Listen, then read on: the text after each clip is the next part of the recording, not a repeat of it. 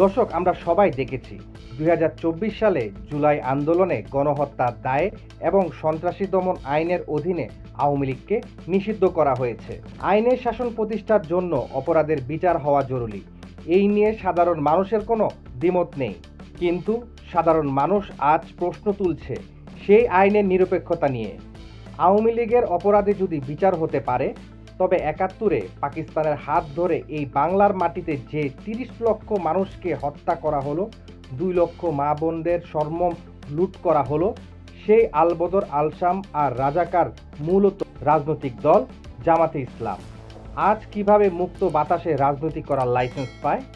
দর্শক, একটু ঠান্ডা মাথায় ভাবুন। জামাত ইসলামের নিবন্ধন কোনো রাজনৈতিক দল বাতিল করেনি, বাতিল করেছিল দেশের সর্বোচ্চ আদালত। আদালত স্পষ্ট বলেছিল ওদের গঠনতন্ত্র বাংলাদেশের সংবিধান ও সার্বভৌমত্বের পরিপন্থী। অথচ আজ ক্ষমতার পট পরিবর্তন সুবাদে একটি কাগজের নির্বাহী আদেশে সেই জামাতকে ক্লিন চিট বা পবিত্রতার সার্টিফিকেট দিয়ে দেওয়া হলো।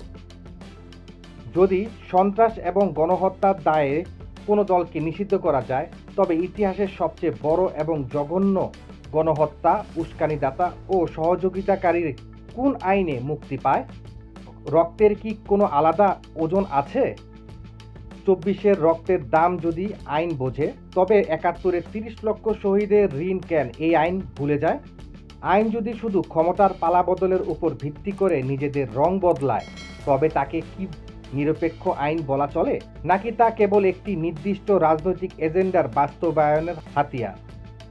ক্ষমতা আসে, ক্ষমতা যায়, কিন্তু ৩০ লক্ষ শহীদের রক্ত আর লাখো মানুষের আবেগ নিয়ে এই আইনি তামাশা ইতিহাস কখনো ক্ষমা করবে না। আপনাদের কি মনে হয়, আইন কি আসলে সবার জন্য সমান, নাকি জামাতের এই মুক্তি আমাদের স্বাধীনতার চেতনার সাথে এক বড় বিশ্বাসঘাতকতা? কমেন্ট করে আমাদের জানান।